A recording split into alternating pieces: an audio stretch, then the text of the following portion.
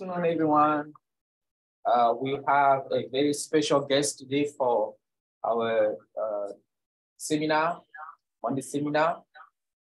And it is Dr. Fernando Montes from Michigan State University.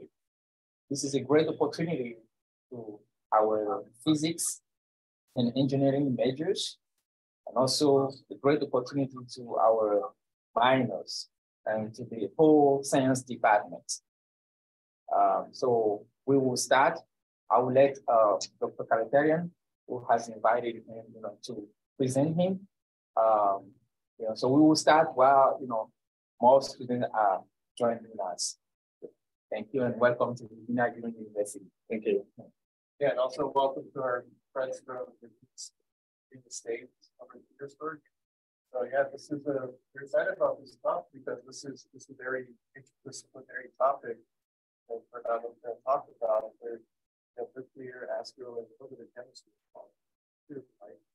So you've been a fixture in Michigan State after it's 2000, you said?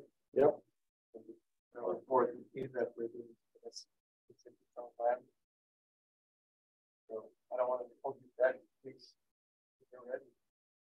Okay, thank you. My name is Fernando Montes. I come from the facility for Rare Isotope Beams, FRIB, at Michigan State University.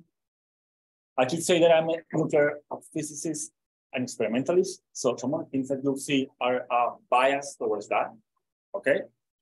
And as a nuclear physicist, one of the first things that I should show is a nuclear chart. So for those of you that are not familiar with this is what the periodic table for a nuclear physicist. Every square here is an isotope. As you go up, you increase the number of protons. As you go from the left to the right, you increase the number of neutrons. This is hydrogen, is equal 1. Helium is equal 2, and you keep going up all the way to the heaviest elements, okay? So now to give you an idea, like for example, silver is equal 47. So these are all the silver isotopes. There are two stable isotopes for silver, 107 and 109. So that means that silver has a fixed number of protons, 47, but it can have different number of neutrons. Like for example, 107 has, 60 neutrons. 109 has 62 neutrons, and those are stable. So that means that they live forever, or at least their half-life is longer than the age of the universe. Now, silver, as we can see here, also has some other isotopes that have less number of neutrons, and some more isotopes that have more number of neutrons. So those, if you remove or increase the number of neutrons, the half-life of those isotopes change. And as you get farther and farther away from these black isotopes that are stable, then that half-life becomes very, very short. So basically, that means that these isotopes over here on this area, they basically decay into something else in a time scale of milliseconds, for example. Now, you could ask what happens here? Why there's nothing here? The answer to that is that whatever happens here, basically these isotopes, for example, that have a whole bunch of neutrons, they are not bound. So basically you can add neutrons, but immediately it will basically become loose. So these do not exist. Now, the other thing that I want to mention here is that everything in black is what we call stable isotopes, as we mentioned. And basically these are all the isotopes or the elements that we find here on Earth, okay? Everything else that is not stable, but almost everything else that is not stable, it happens in stars, for example. But as I mentioned in my talk, if you really want to understand how all of these black isotopes were created, we really have to understand the properties of some of these isotopes on both sides. Now, one of the easiest things that we could measure of the properties of these isotopes is the half-life. Basically, this is for how long these isotopes live. So here in this color, this is basically what has been reached experimentally. The second easiest thing that can be measured from these isotopes in terms of properties is masses. So you can see the reach of experimental knowledge of these isotopes, okay? And this is important. Now, there are many ways that nature creates these abundances, these elements. The Big Bang is known since the 1920s, 1930s. The Big Bang created a whole bunch of hydrogen and helium and nothing else pretty much. So 96% of all the mass in the universe is basically hydrogen and helium, okay? And that's relatively well understood. Now, from hydrogen and helium all the way to silver, that's created in stellar burning. So basically, these are stars that burn material and basically transform that hydrogen into heavier and heavier elements, up to silver, up to iron. Now, for example, the sun is not that massive. So the sun only converts from hydrogen to helium and helium to carbon, and basically ends. If you have a more massive star, you can go all the way up to iron, and that's relatively well understood, okay? So I won't talk about that. Now, how do you build all of these different elements? There are different ways to do this. Now, you can imagine that nature tries to build these elements by basically putting blocks of matter together. So the easiest thing, for example, is to add either protons or neutrons. Now, protons are hard because protons have a charge. And if you have two elements here that have charges, then basically you can imagine two magnets trying to get them together, you have to apply a force. So it's not as easy. You need to have certain energy to put them together. What is easier is to add neutrons. The neutrons don't have that charge.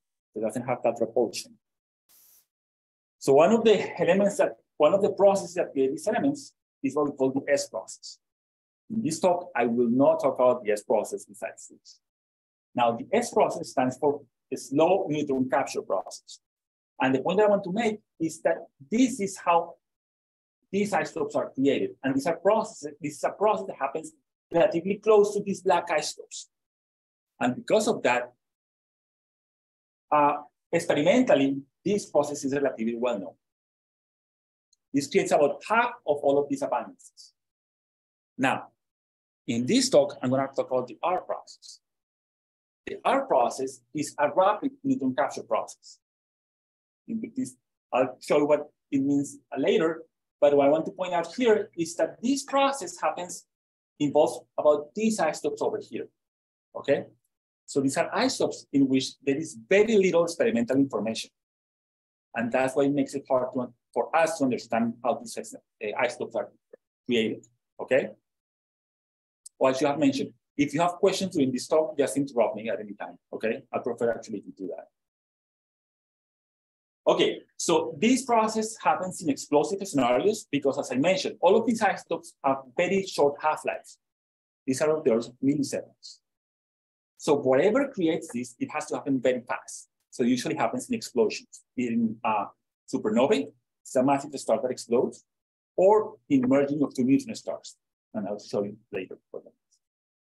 Okay, so this has been known like from the late 50s. But it has been very hard for us to understand how this actually happened because, as I mentioned, it's very hard to produce these isotopes. And only until now, we are starting to get some experimental information in this part over here. So what makes it so difficult? Because of how, well, it depends on, you can imagine that you start adding things. We cannot add, like, for example, neutrons. We don't have a neutron. We have neutron sources, but it's very hard to actually get from here, capture neutrons. So basically what, as I'll show later, what we actually do is that we started, for example, we want to create these isotopes. What we do is that we start with something heavy, and basically it's by brute force. We start with something heavy, we just accelerate this very, very fast, and we just throw it at things, and then hopefully that breaks into the right thing. And that's basically it. That's what we do. So we need to have that heavy thing that very, very fast and with very, very high densities. And if we are lucky, we produce the things that we want to start. Yes, it's a probability game.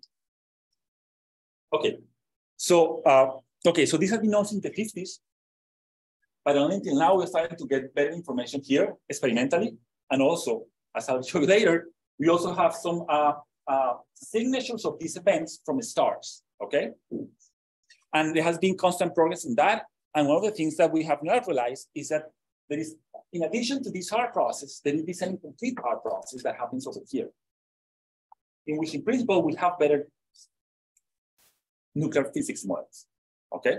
But we still have to have better experiments. Okay, so how this happens? As I mentioned, we start with a Big Bang that is hydrogen and helium.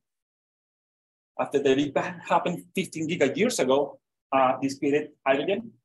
This became what we now call the interstellar medium. That is basically a gas of hydrogen. From this, eventually the first clouds of material form, and from this, the first stars form. Now, the first time this happened, these stars were very, very massive. It was about, they had about more than 50 solar mass stars.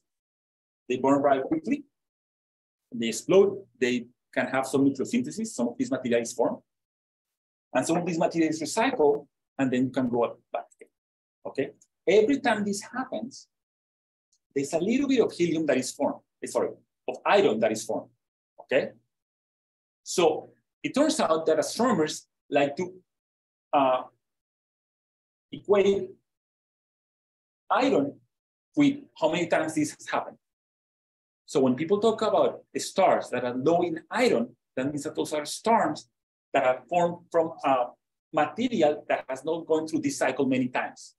So you're seeing events, pure events, or maybe events that, or maybe abundances that have been contaminated by 1 or 2 or maybe 3 events, okay? So if you want to look at the signatures of the process that I mentioned earlier, basically you have to look at those stars that have metal pools, that have very low amount of iron. And that's when people call metallicity. Metallicity is basically the amount of iron that these stars have. Okay, so astronomers. So when astronomers look at these stars, they basically look at the light coming out of these stars. So this is the light intensity as a function of wavelength, okay? And what happens is that this material that is in these stars is in the atmosphere. When the material is burning its fuel, basically it emits these photons, okay? This light that comes out. Now, because you have these heavy, these stars that have so many heavy elements here, like for example, this is iron, cobalt. These elements absorb some of those photons. So for example, if you're interested in iron, this is basically the absorption light for iron.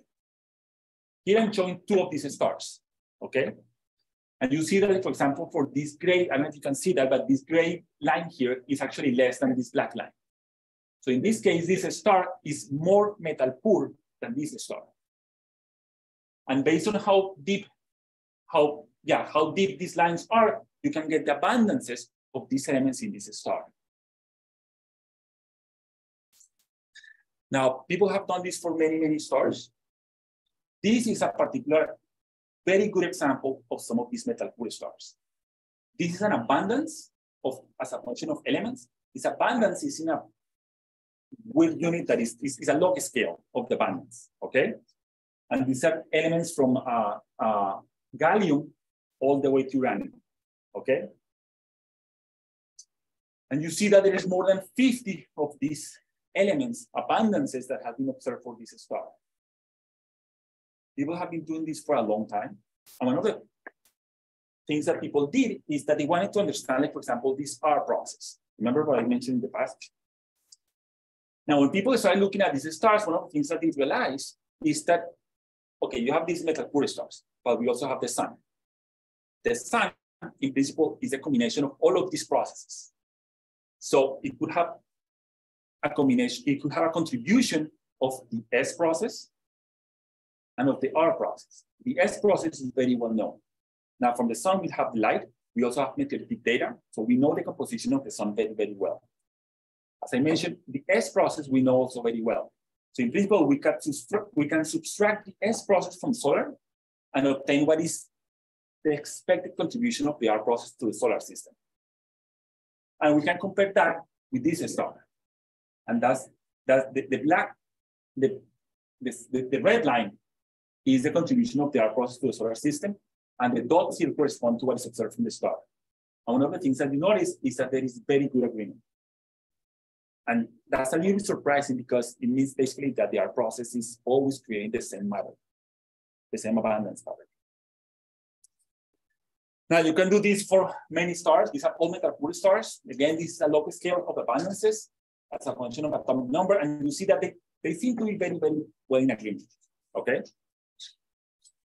People have known this for a while. Now, people have been looking at these metal poor stars for a long time. People try to understand what's creating these stars. But the first confirmation that actually this is still happening right now was from the observation of a neutron star merger in 2021.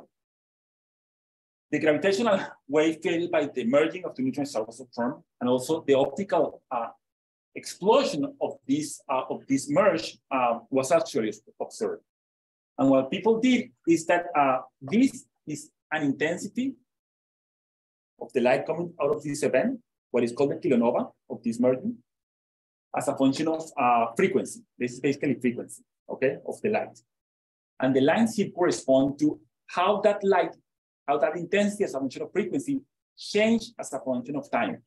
So for example, this one is actually, let me start with this one. This one is half a day after the gravitational wave was detected. This one is 0.7 days, 1 day, 1.5 days, 2.5 days, all the way to 8.5 days. And you see that the intensity and the frequency of this kilonova was changing as a function of time.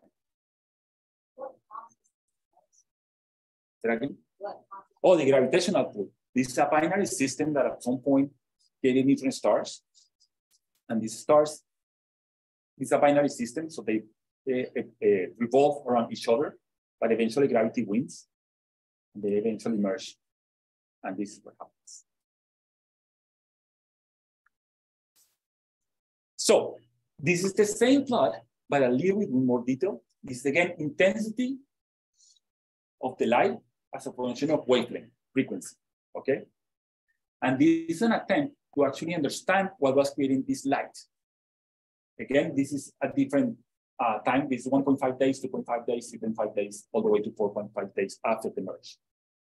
And this is the same example. Remember that I showed you the metal poor stars that in the deep, you can see the abundances of elements.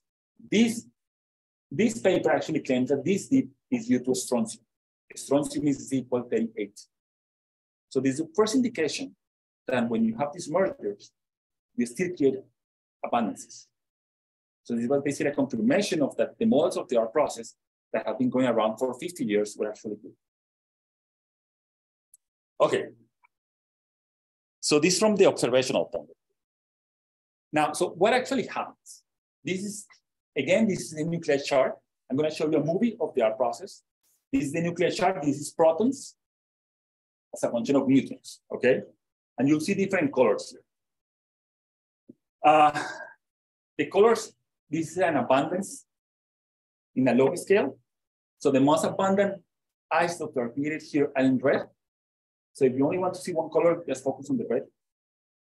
This is how temperature changes as the process evolves. This is in gigakelvin. So this is 10 gigakelvin. The hottest magma from a volcano here on Earth is 10 to the 5 Kelvin. So this is what? This is 100,000 times hotter than that. This is the neutrons. I mean, you have, in this case, you have two neutron stars that merge. So it's a neutron star, so it has a lot of neutrons. So the density of those neutrons is very, very high. And you see how it decays, okay? And this is abundance as a function of mass number, okay? So let's see what happens. So you see, this is the value of stability, is what I said before. And you have all of these neutrons that get absorbed. You form all of this matter over here. The neutrons density eventually decays, and eventually all of this matter, as I said, is unstable. So that means that it's transformed to something else. You're on the right of the value of stability. So that means that you have a lot of neutrons and it's unstable. So when that happens, all of these isotopes that are formed here are going to transform into something else. You have too many neutrons. So some of these neutrons can transform into protons. And eventually all of this matter goes back to stability. What is called a beta decay. Okay? Now, people have wanted to study this process for a long, long time. And there are different nuclear physics inputs that are needed to understand this process.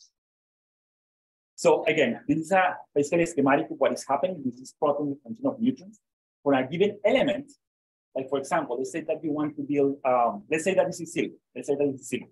This is silver the stable silvers are 107 and 109. So in this case, it will be like, for example, silver 109. Okay? So you start capturing neutrons. So if you capture neutrons, you go to the right. Now, at the same time, some of these flows of matter are hot. So you also have, when it's hot, that means that you have a back of photons. So these photons tend to destroy these isotopes and to remove these neutrons. So you have this competition between neutron captures and what we call photodissociation. That's the removal of neutrons. Now, what happens is that, as I said, some of these are unstable isotopes.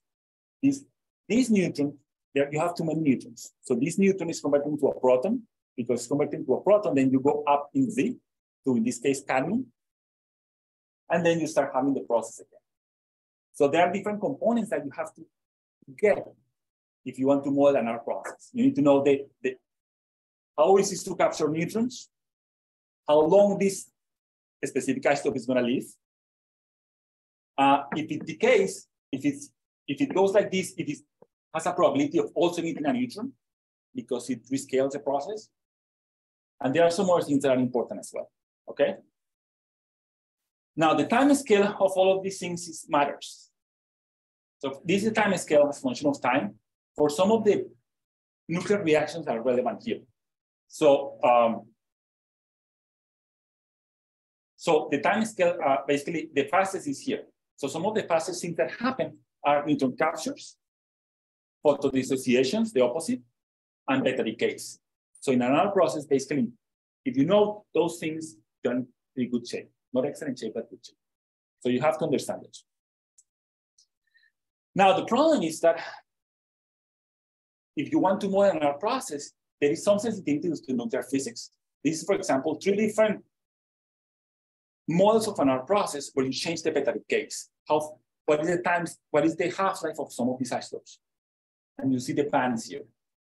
So we really want to understand this, we really have to go and measure these beta decay half-lives, okay? But then on top of this, we have this neutron star merger, okay? This neutron star merger is not a simple thing to understand, and there are different components here. And some of these components produce different things. So this is a sensitivity to the astrophysical conditions. So ideally, you want to constrain this one to understand this one, or vice versa. So that's basically the whole interplay of understanding the process. Okay. Now, how do we do this? Now, left. So we go to a place like FRIB.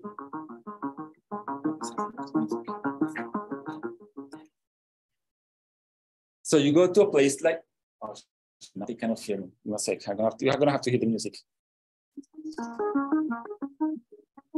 So you go to a place like FRIB, where you produce this without something heavy like that. You remove some electrons because you have to be able to accelerate this. You have to make it positive. You remove the electrons you put in a gas of electrons, and these electrons remove some electrons. Eventually, get completely positive, and then you go into an accelerator. Okay, that accelerates that heavy isotope. Now, when that happens, then you basically, as I said, you have this something heavy. Like for example, let's say you want to produce iron. You start with something heavy, and then you put that system through a foil of some material. You basically like throwing something at each other. Eventually, you get lucky, and some of the things that form that you want to carry in the team. Now, you don't get to look that it's strong. You have to hold on to a system and you're trying to get toward the wall, and start to fish the silver in this case, because most of the time something else. So you basically get what you want, and once you separate what you want, you basically send it to an experimental device. Let me go back here.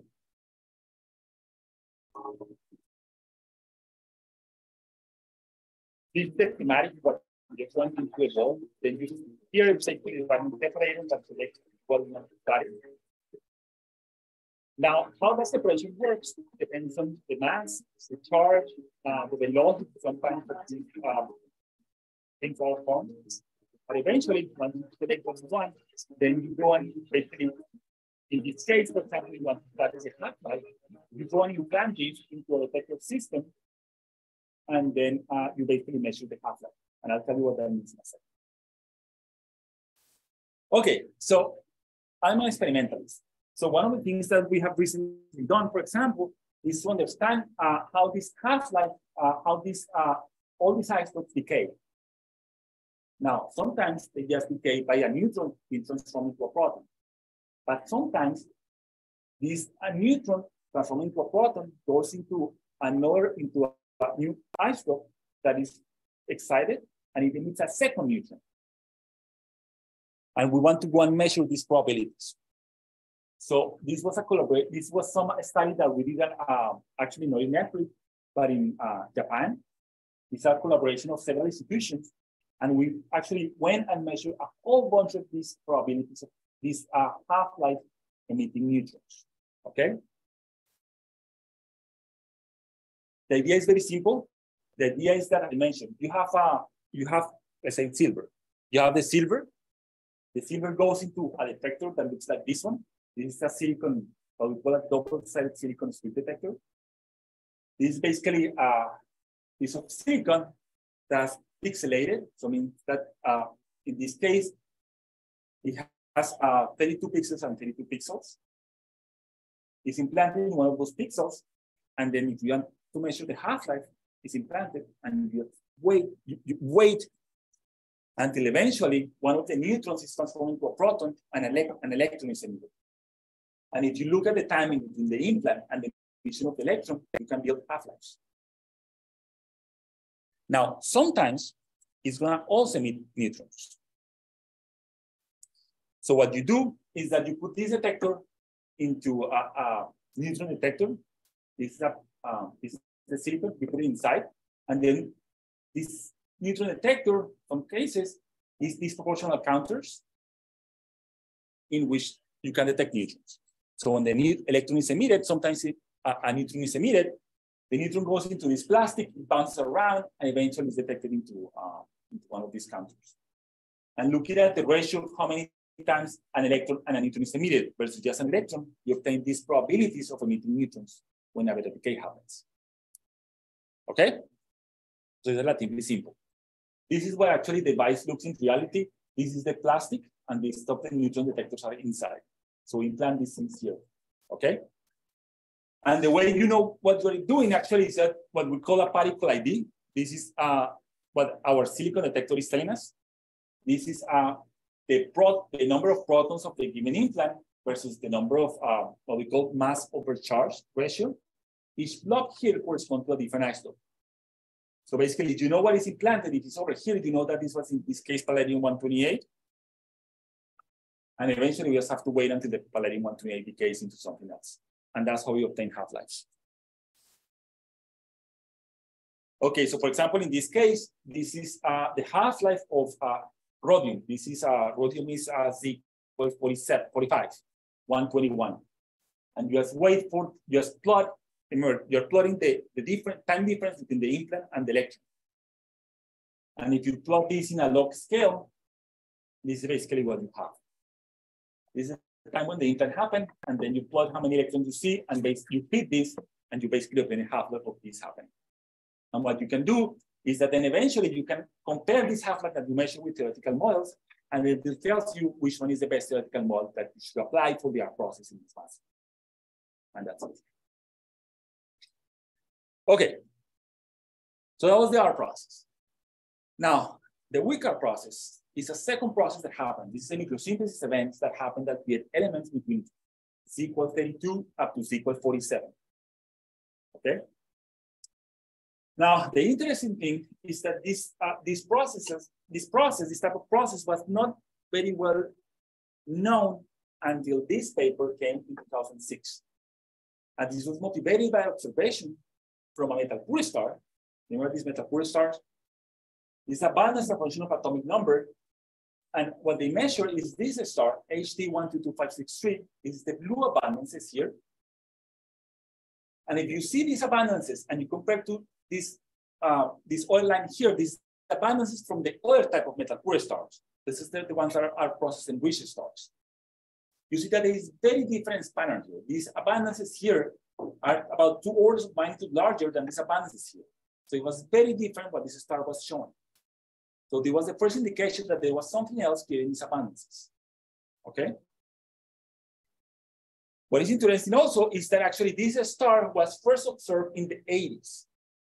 And people realized that this star was different, but it was so early on that people didn't pay attention to this star. And it took like more than 20 years later for people to re-observe this star and say, okay, this star is actually interesting because it's completely different from what we have.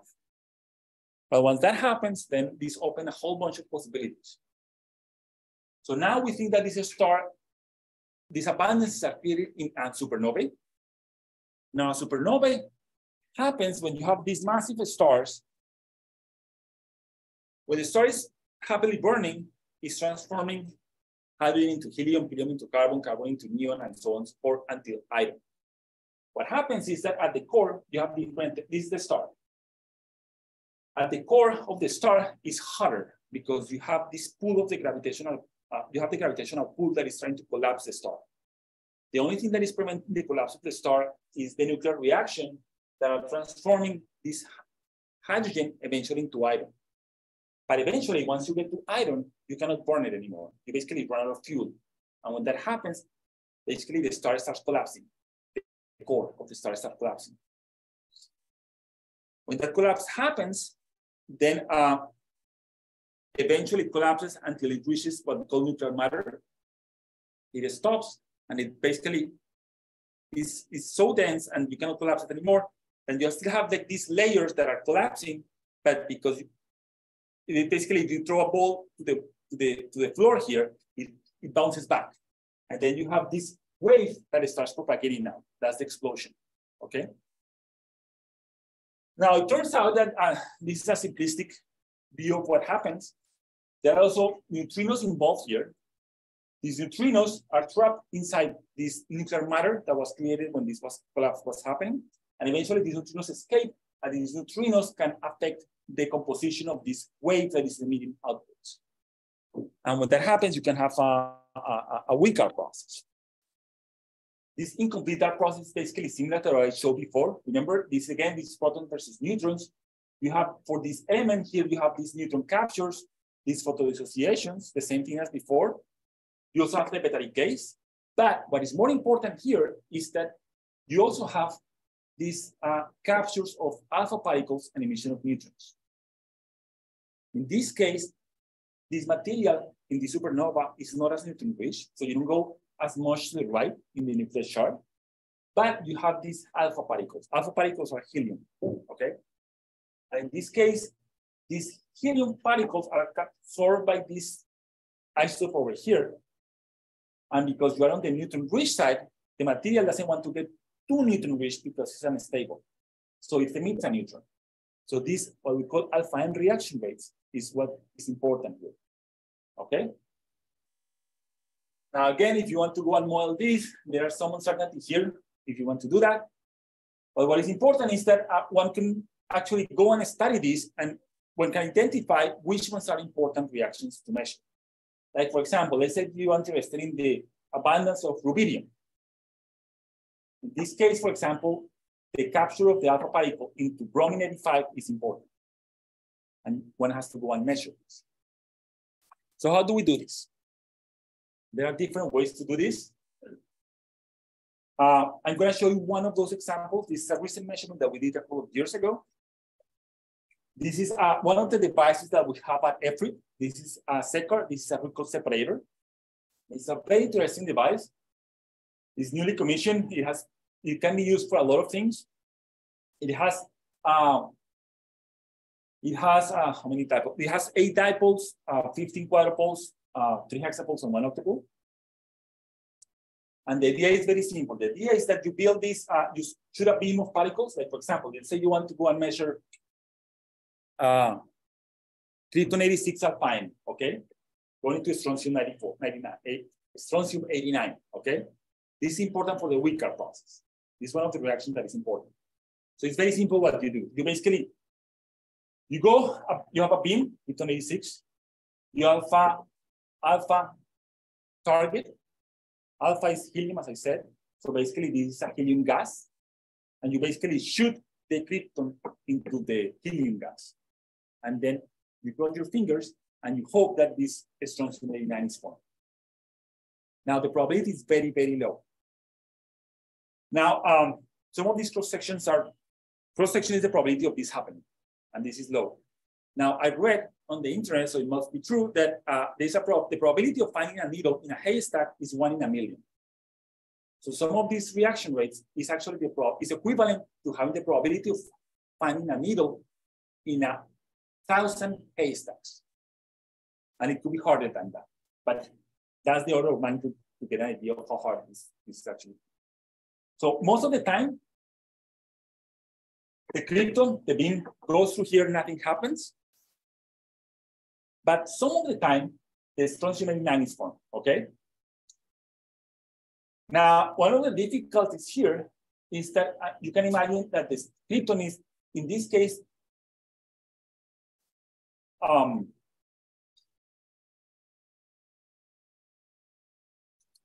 it's like a train. It's like a train that is in a small car, okay? So basically, if a heavy train, it's a small car. I mean, this is a train. It's 86 nucleons, and the alpha only has 4. So if the train hits a small car, basically the train keeps going unaffected. So it basically has the same momentum going forward. Now, a dipole like this one moves the isotope depending on the momentum. If it's very, it has a lot of momentum, basically the dipole tries to bend it, but it's hard to bend it, okay? And also by the charge. If it has a lot of charge, then the dipole is gonna bend it easily. If it doesn't have a lot of charge, then it's gonna go through. So it depends on this rate. The problem is that some of these krypton and some of these strontium have the same momentum and the same charge. So it's hard. Now, what happens also is that this beam, this strontium, for example, is going through this gas. I mean, you have this helium gas. And there's a probability that it's gonna emit or eject electrons. So this Rico separator is designed to transmit only one number of electrons. It's a statistical game where you can pick electrons, 1, 2, 3 electrons, and that changes the Q of the system, the charge. And it can only transmit 1 because otherwise the detector would be huge. So here we separate basically the charge, the number of electrons that we get.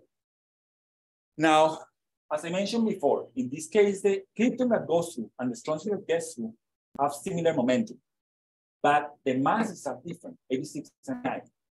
So here is what we call an velocity filter. If the masses are different, but the momentum is the same, then that means that the velocity is different. This is a velocity filter. And we do this velocity filter, basically separating these two by mass. So basically we do the brute force approach, where we physically separate this by this combination of magnets, and then we put the slits to basically cut what we do not want. We want the strontium to be transmitted because we want to understand this probability of this happening, but we don't want the krypton to be transmitted. And again, because we are trying to find the needle out of the haystack.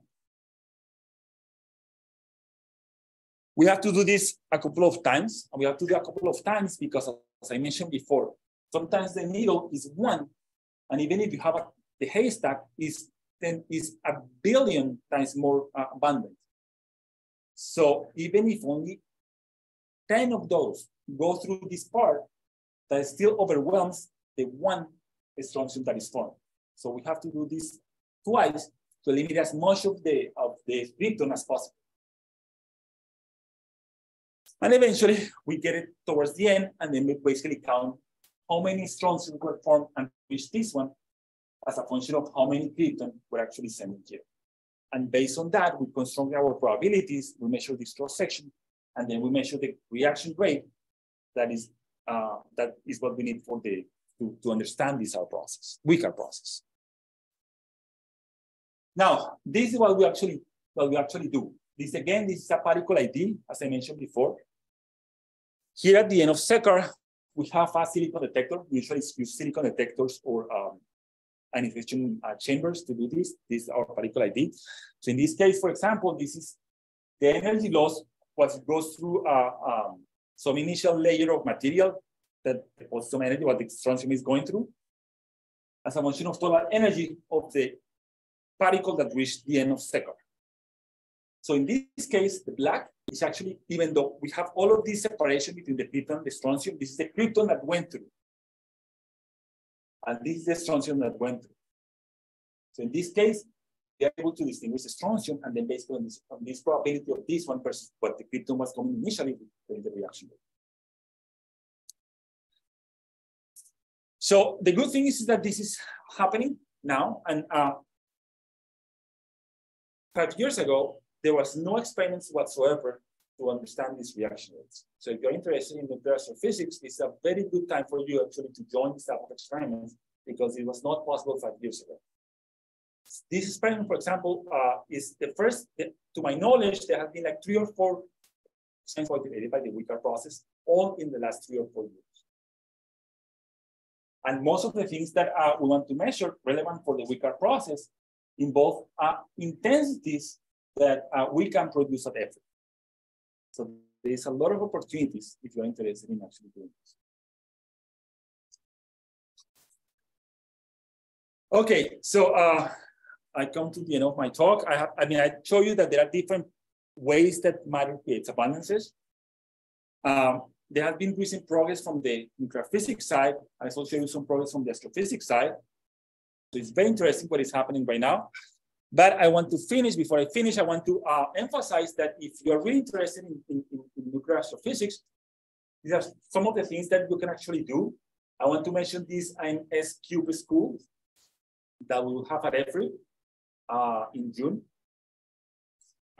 If you're interested in learning more about nuclear physics and nuclear astrophysics, please consider attending this school. This is a school that the deadline is April 19th, so you still have like a week if you want to apply to it. The expenses are paid if you want to go. You can email, you can use this email address or just go to the website. I also want to mention this Insight program. This is a program that if you apply and get it, it's basically a traineeship program for minority serving institutions. It can last for 1 to 2 years, and you basically pair with a mentor at different institutions. So it's a very nice program. And if somebody else is, for example, interested in MSU, that school, we can talk afterwards. Okay? These in person? Yes, these are all in person. That's it. Thank you.